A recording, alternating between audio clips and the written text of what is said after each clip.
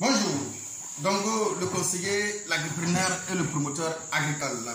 Voilà, ici on parle d'agripreneuriat, on parle de business agricole, on parle de techniques de culture qu'il faut maîtriser pour réussir vos différents projets agricoles, tout simplement. Alors, on va continuer toujours notre formation. On va parler maintenant de repiquage, effectivement, proprement, le repiquage proprement dit. Bien. Il faut dire qu'en général, il est conseillé de faire le repiquage le soir. Il est conseillé de faire le repiquage le soir si possible.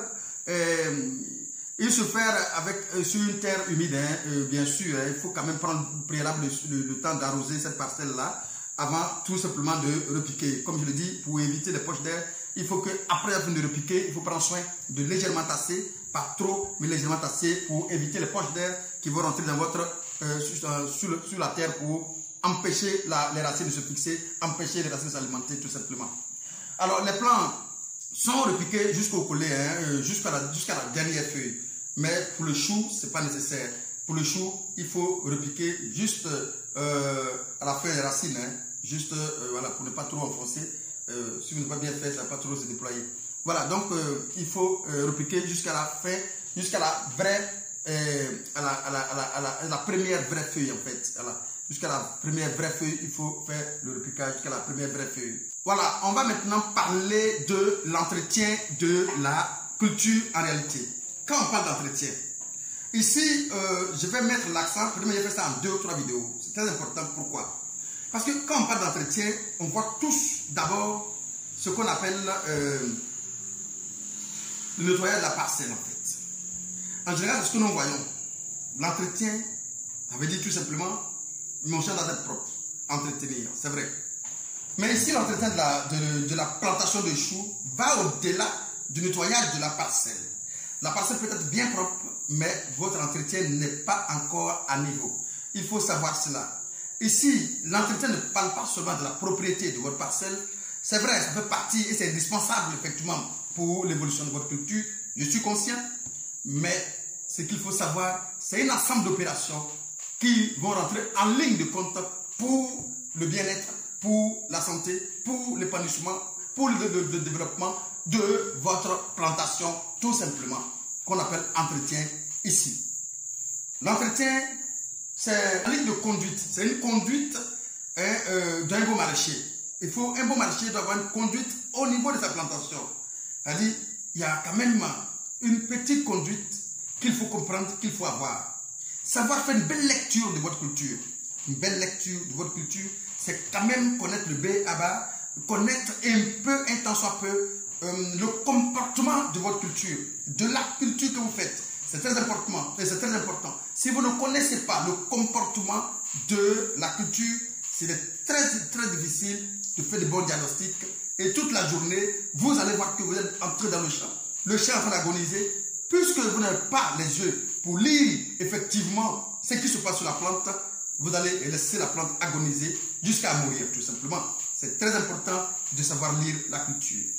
Une belle lecture, d'abord un bon maraîcher doit savoir effectivement le comportement de sa culture le matin, le comportement de sa culture à midi, le comportement de sa culture à partir de 18 h.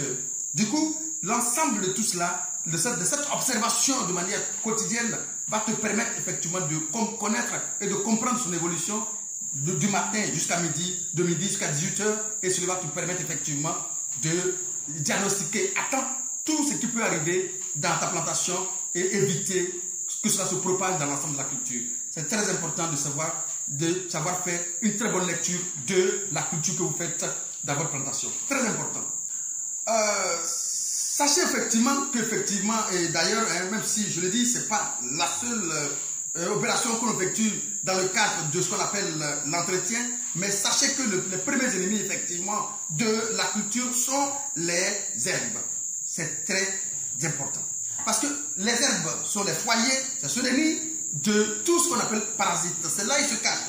Même si aujourd'hui on sent qu'ils peuvent cohabiter, mais attention, ici, nous ne voulons pas une cohabitation avec les herbes, nous voulons un résultat. Donc déjà, essayez d'éliminer dans un premier temps tout ce qui peut faire obstacle déjà, enlever les herbes qui sont dans votre plantation de manière permanente, de manière très régulière, pour éviter une rivalité encore avec les éléments nutritifs pour la culture qui va retirer ces éléments-là déjà. Et une fois que moi je mange, toi tu manges, vous allez voir que si la nourriture n'est pas aussi énorme, on ne va pas manger à notre faim, à nous deux. Attention, donc déjà, il faut éliminer la nourriture, il faut enlever la nourriture dans la bouche de l'autre pour que l'autre soit bien rassasié. C'est le cas qu'on va effectuer ici. Il faut carrément enlever la nourriture dans la bouche des herbes en les supprimant. C'est pas méchant parce que moi je veux que ma culture avance tout simplement puisque les herbes, c'est vrai, ils ont leur utilité, je n'en disconviens pas, mais pour l'heure, j'ai besoin de remplacer ces herbes-là par une autre culture qui est mon chou. Donc du coup, il faut que je mette le chou dans les meilleures conditions d'ailleurs.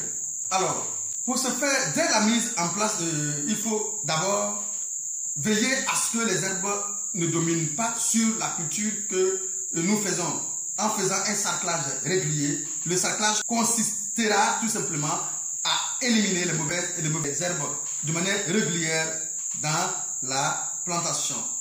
C'est un sarclage particulier qui va impliquer un léger butage tout simplement. Ce sarclage va impliquer un léger butage, c'est-à-dire que tu le fais en n'agressant pas, attention, la culture, les plantes, pour ne pas les remuer, parce que lorsque tu les remues, tu changes un peu carrément leur comportement et du coup, les racines n'étant remuées, ils n'auront plus une belle fixation et alors ça va ralentir un temps soit peu, mais parfois il y a des plantes même déjà qui succombent dedans.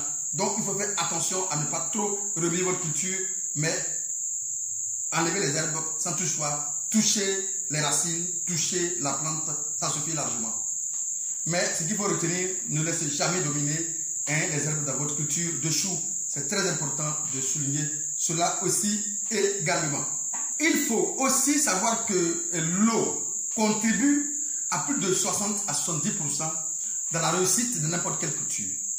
Alors, même si aujourd'hui, je dis toujours, même si aujourd'hui, on arrive à faire des cultures sans eau qui donnent les résultats des cultures sans eau également, bien évidemment. Alors, il faut savoir que l'eau est indispensable presque indispensable dans la réussite de la culture de chou. C'est très important. Mais il faut faire un apport en eau de manière raisonnable, de sorte à aussi, raisonnable et rationnelle, de sorte à ne pas aussi intoxiquer la culture de l'eau. C'est très important de souligner cela.